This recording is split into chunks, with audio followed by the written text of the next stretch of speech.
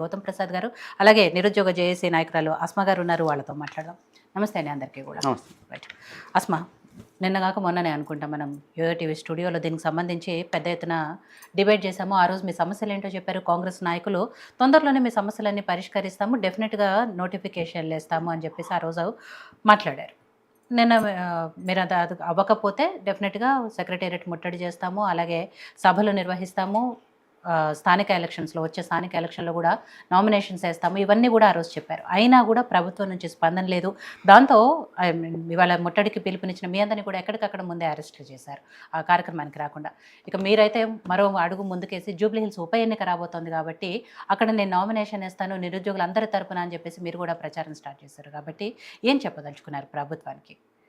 ప్రభుత్వానికి ఏం చెప్పదలుచుకున్నామంటే, నిరుద్యోగుల వల్ల ఏర్పడిన ప్రభుత్వం అని చెప్పేసి ఈరోజు నిరుద్యోగులని అరెస్టుల పర్వం చేసి ఫైనల్లీ ఏం చెప్తున్నారంటే, అరెస్ట్ అయిన వాళ్ళంతా నిరుద్యోగులు కానే కాదు అని చెప్పేసి చెనగాని దయాకర్ గారు ఒక స్టేట్మెంట్ ఇచ్చారు.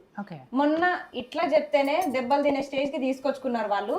ఈ రోజు మమ్మల్ని ఈ స్థితిలో చూసి కూడా వీళ్ళు నిరుద్యోగులు కాదు అనే హక్కు మీకు ఎక్కడిది? ఎట్లా చెప్తున్నారు మేము నిరుద్యోగులం కాదని? మీరు మా అర్హతలు చూసి కూడా మీరు నిజంగా చదువుకున్న వ్యక్తేనా? ఏ విధంగా చెప్తున్నారు మమ్మల్ని నిరుద్యోగులు కాదని? ఈరోజు ఇంతమంది అరెస్ట్ అయ్యారు కదా, కనీసం నేను ఒక మహిళనని కూడా ఆలోచించలేదు మేడం. చాలా ఇబ్బందులకు గురి చేసిర్రు. కనీసం ఎవరికి ఫోన్ చేసుకునే పరిస్థితి లేదు, ఎవరిని లోపలికి రానిచ్చే పరిస్థితి లేదు, ఎవరికన్నా వాయిస్ ఇద్దామన్నా ఇచ్చే పరిస్థితి లేదు. అసలు ఓయూ పోలీస్ స్టేషన్లో అయితే సరిగ్గా వాష్రూమ్స్ కూడా లేవు. అంత చక్కదనమైన పాలన వీళ్ళది. మహిళలని అరెస్ట్ చేసినప్పుడు అక్కడ సౌకర్యాలు ఉన్నాయా లేదా, అలాంటి పోలీస్ స్టేషన్లో మమ్మల్ని పెట్టాలి. వాష్రూమ్కి కూడా పోలేని పరిస్థితిలో మేము ఉన్నాము. ఎంత అన్యాయం! ఈరోజు ఫ్రైడే, ఈరోజు నేను నమాజ్కి కూడా వెళ్ళలేదు వీళ్ళు అరెస్ట్ చేయడం వల్ల. 2 సార్లు అడిగాను, నేను వెళ్ళొస్తాను అంటే అయినా కూడా పంపించలేదు. నా వెంట పోలీసులను కూడా పంపించండి అని కూడా చెప్పినాను, అయినా కూడా పంపించలేదు. నిద్రలో నుంచి లేచినాను, తీసుకొని వెళ్ళిపోయారు. వాళ్ళ మొహమే చూసిన ఈరోజు పొద్దున్నే లేచి. ఎంత అరాచకం! మొత్తం వచ్చి వాళ్ళే లేపి తీసుకొని వెళ్తున్నారు. అంతకు ముందే వాళ్ళు ఎంత అరాచకం చేసిరంటే, ఆ గల్లీలో, నేను మాణికేశ్వర్ నగర్ లో ఉంటాను, ఆ గల్లీలో అందరికి నా ఫోటో చూపించి ఈ అమ్మాయి ఎక్కడుంటది, ఒక గ్రామం లెక్కనే ఉంటది, అది కూడా చిన్నగా ఉంటది ఏరియా, అక్కడ ఈ అమ్మాయి ఎక్కడుంటది అని అడిగితే, పాయింట్ అవుట్ చేసి అడిగితే, నన్ను తీసుకెళ్తుంటే నన్ను ఒక దోషిని తీసుకెళ్తున్నట్టు అనిపిస్తుంది నాకు. ఎంత అవమానకరంగా ఉంటది! నిరుద్యోగుల కోసం కొట్లాడే మహిళలకు ఇచ్చే గౌరవం ఇదేనా? మీరు ఇంత అరాచకంగా నన్ను అరెస్ట్ చేపిస్తారా? ఎంత బాధ అనిపిస్తుంది. ఒక మహిళగా నేను నా బాధను ఎంత ఫేస్ చేసింటా. 12 గంటల దాకా నన్ను పోలీస్ స్టేషన్ లో కూర్చోబెట్టిరు. ఒక వాష్రూమ్ లేదు, ఒక తిండి లేదు, ఏం లేదు. తిండి కూడా పెట్టట్లేదు మేడం. ఆకలి అవుతుంది అని చెప్పేసి ఎంత చెప్పినా మొత్తుకున్నా వినట్లేదు. కనీసం బయట ఒక మీడియా ఛానల్ వచ్చినా వాళ్ళకి మా గోడు వినిపిద్దామన్నా ఎందుకు అరెస్ట్ అయినామో కూడా తెలియకపోతే, ఎందుకు ఇక మీరు ప్రజాపాలన ఎక్కడికక్కడ మమ్మల్ని బందీలు చేసి ప్రజాపాలన అని ఎట్లా చెప్తున్నారు మీరు? దగా పాలన. ఈ రోజు మీరు నిరూపించుకున్నారు దగా పాలన అని చెప్పేసి. ఎంతో నమ్మకంగా నిరుద్యోగులం ఈ రోజు మిమ్మల్ని గద్దెనెక్కిస్తే మీరు మా మీదనే ప్రతీకారం తీర్చుకున్నారు. కానీ అదే అయితే అస్మా గారు, మొన్న మీరు నిరుద్యోగ మహాగర్జన సభ పేరుతో ధర్నా చౌక్ లో ఒక సభ నిర్వహించుకున్నారు. కానీ దానికి పర్మిషన్ ఇచ్చింది కదా గవర్నమెంట్. అవును, అది ధర్నా చౌక్ లో కాబట్టి శాంతియుతంగా మీరు ఏదైతే చేయాలనుకుంటున్నారో వాటన్నిటికీ ప్రభుత్వం నుంచి సహకారం. అవును, అయితే ఇందులో కొంతమంది వాళ్ళ స్వార్థపూరితంగానో ఎందుకోసమో గానీ ముట్టడికి పిలుపునిచ్చిర్రు. పిలుపునిచ్చిన తర్వాత నిజాలు ఎవరు తెలుసుకోవాలి? ఇంటెలిజెన్స్ రిపోర్ట్ లో తెలుసుకోవాలి. ఎవరు చేస్తున్నారు, ఎందుకోసం చేస్తున్నారు అని తెలుసుకోవాలి. మాలాంటి అమాయకుల్ని ఎందుకు బలి చేస్తున్నారు? మరి మేమా పిలుపునిచ్చింది? మమ్మల్ని ఎందుకు అరెస్ట్ చేసారు? మరి నన్ను ఎందుకు అరెస్ట్ చేసారో మీరు కారణం చెప్పండి ఫస్ట్. నేను ఈరోజు వచ్చింది కూడా అందుకే. నాకు అసలు ఓపిక లేదు. డే మొత్తం నన్ను అక్కడ కూర్చోబెట్టారు, తెల్లారి నుంచి కూర్చోబెట్టారు. అయినా సరే నన్ను వచ్చిన అంటే నాకు ఆన్సర్ కావాలి. నన్ను ఎందుకు అరెస్ట్ చేసారు? మీరు ఇప్పుడు రావడం కూడా డైరెక్ట్ గా స్టేషన్ నుంచి ఇటే వచ్చినా నేను. కనీసం ఎవరికి ఇన్ఫర్మేషన్ కూడా ఇవ్వలేదు. ఇటే వచ్చేసిన. నన్ను అరెస్ట్ చేయడానికి రీజన్ ఏముంది? నేను ఎక్కడన్నా ముట్టడికి పిలుపునిచ్చినా? మేము ఎంత చేసినా శాంతియుతంగానే చేస్తాము. మీరు ఇంటెలిజెన్స్ రిపోర్ట్ ద్వారా తెలుసుకోవాలి కదా ఎవరు ఎలా చేస్తున్నారు, శాంతియుతంగా చేస్తున్నారా, ఇట్లా ముట్టడిలు చేస్తున్నారా, ప్రభుత్వాలకు వ్యతిరేకంగా చేస్తున్నారా? అందరు కూడా నిరసన తెలిపే హక్కు ప్రతి ఒక్క నిరుద్యోగికి ఉంటది.